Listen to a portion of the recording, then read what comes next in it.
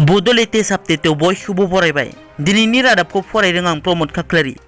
गिबि news update दङ।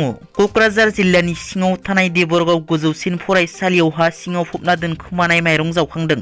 ओनसोलनि थागिबि रायजो राजाफोरा मिड डे मिल स्किमनि मुङाव फरायसाफोरनो माइरं होआब्लानो हा सिङाव फबना दोनखोमानाय माइरं जावखांदों देबरगाव गोजौसिन फरायसालियाव। देबरगाव गोजौसिन फरायसालिनि प्रिन्सिपाल हरिचन्द्र छेत्रीनि हेंथायै गोख्रों हेंथा ओनसोलनि थागिबि रायजो राजाफोरा।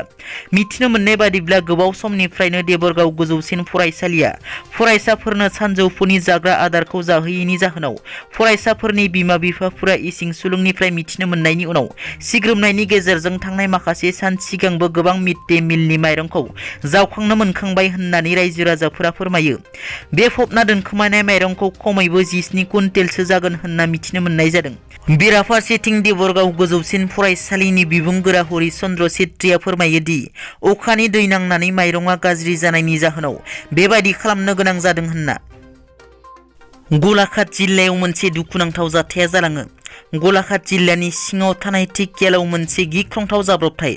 जुलिनि गंसे गारिया सौग्रावनायनि जाथायाव 7 सुबुंफोरा गोब्राब जोखोम जायो आरो 2 सुबुङा जायगायावनो जिउ गोमायो। मिथिनो मोननाय बादिब्ला हिन्जाव गोदानखौ रंजा बाजायै बरायना लाबोनानै हौवानि न' फारसे फैफिनबाय थानाय समावनो AS01 EA9060 नंनि इन'भा गारिया गोख्रै खारबाय थानाय समावनो फांसे बिफाङाव गोब्राबै सौग्रावो। जाहोनाव महेन्द्र कलिता आरो बिपुल शर्मा मुंनि 2 सुबुङा जायगायावनो जिउ गोमायो।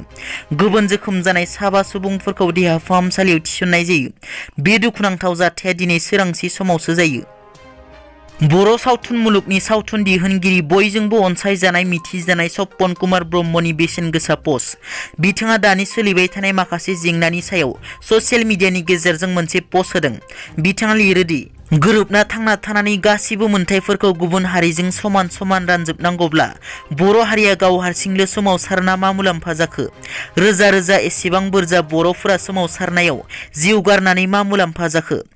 बर' हिन्जावफोरा सोमावसारनाय समाव जिनाहारि खालामजानानै रान्दि जानानै बर' गथ'फोरा मावरिया जानांनानै मा मुलाम्फा जाखो? बर' बिमानि मोदैया मा बेसेन थाखो? बयबो हारिजों जयै समानै ट्राइबेल बेल्ट एन्ड ब्लक हाफोरावबो रावबो समान समान मोन्थायनि खोथा सानोब्ला बड'लेण्ड आलादा रायजोखौ सोमावसाराब्लाबो जायोमोन। बर' हारिया मुङावल' बड'फा बुंगासिनो दं।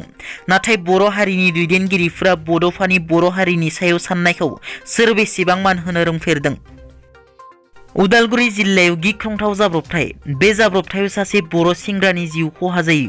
उदालगुरि जिल्लानि सिङाव थानाय गलामाखा गामिनि बिद्युत दैमारि मुंनि सासे सेंग्राया भैरबकुन्दनिफ्राय बाइकजों फैफिनबाय थानाय समावनो गेलागाव गिख्रंथाव जाब्रबथाय जायो आरो जायगायावनो जिउ गोमायो। दिनैनि रादाबा एसेनोसै। नोंथांमोना जुदि आंनि चेनेलखौ दासिमबो साबस्क्राइब खालामाखै, अन्नानै साबस्क्राइब खालाम। गोजोन्थों।